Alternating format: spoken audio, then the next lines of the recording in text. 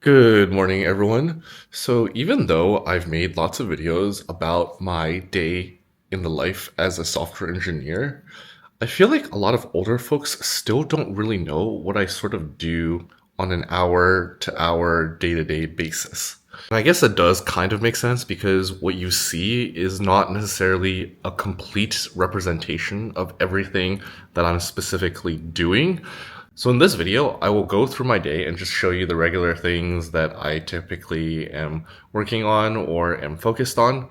And at the end of the video, I will tell you the 5 major things that take up the bulk of my time while I'm at work at Amazon. Okay, without further ado, let's head to the office. Okay, I'm gonna be completely honest. I did not film a single thing at work today because I was just so tired.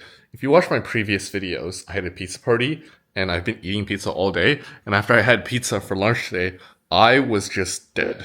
So without further ado, let's just make this a super simple video so I can explain what a professional software engineer does on a day-to-day basis. All right, I did think about this and I took some notes on my Notion app on the way home.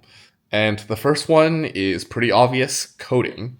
And to explain it pretty simply, front end is the stuff that what you see on websites, whatever application you're using, it's the stuff that you see. Back end is what you don't see. For example, databases, servers, everything that you do to make sure that the front end is working well. And full stack means you're doing both. So an engineer could be front end, could be back end, and could be full stack where you're doing front end and back end work. So that's one part of my job. Another part of my job is designing, writing design docs. So unfortunately, English is still very important. You have to know how to write in English before you can code. Professional coding is very different from when you code on your own and you can just do whatever you want. Before you code anything, for the most part, you first have to write a design doc to say exactly what you want to do. Systems are super complicated, especially if you are at a big and well-established company. So you have to make sure that whatever code you're writing and whatever system you're building is the right approach. So the more data you can have to make a data-driven decision, the more prototyping you can do, the better. It's in design meetings where your entire team reviews it and makes sure that this is something that is actually important or useful for your current system. Third, on-call. These are all the videos that I've made where you have to be available 24/7, even at the early hours of the morning or late hours during the day. Basically, there is a customer issue, and it means something in your system has been broken, and you have to fix it right away because right now your customer needs help and they have operational pain. Number 4, testing. Oh my goodness.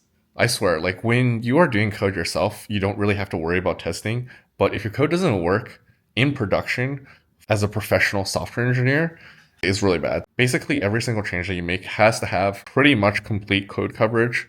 And you have to also maintain this, meaning that there's going to be integration tests that run in your deployments. There is going to be end-to-end testing.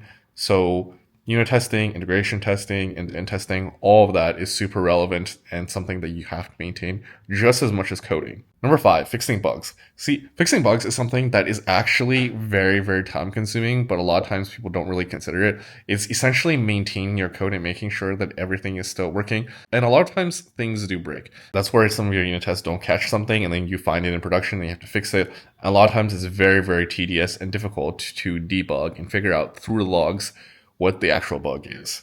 Finally, reviewing documentation and suggesting new projects. So whenever an intern comes, whenever new people come, or whenever we build roadmaps for the upcoming year, we think about new projects that could benefit our system and potential new things that could be helpful in optimizing the current system and become helpful for the customer in the long term.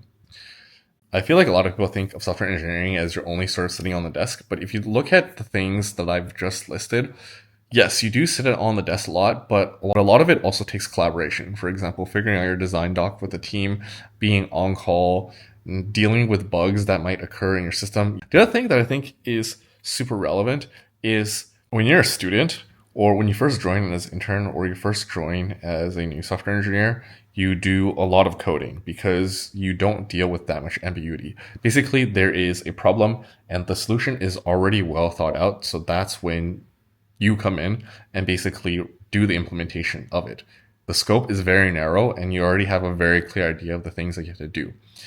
As you become more and more senior, that becomes less and less of that case, which basically means you do less and less of the coding. You essentially review docs, you think about new potential project ideas, and you think about new designs of ways to design and make the system better.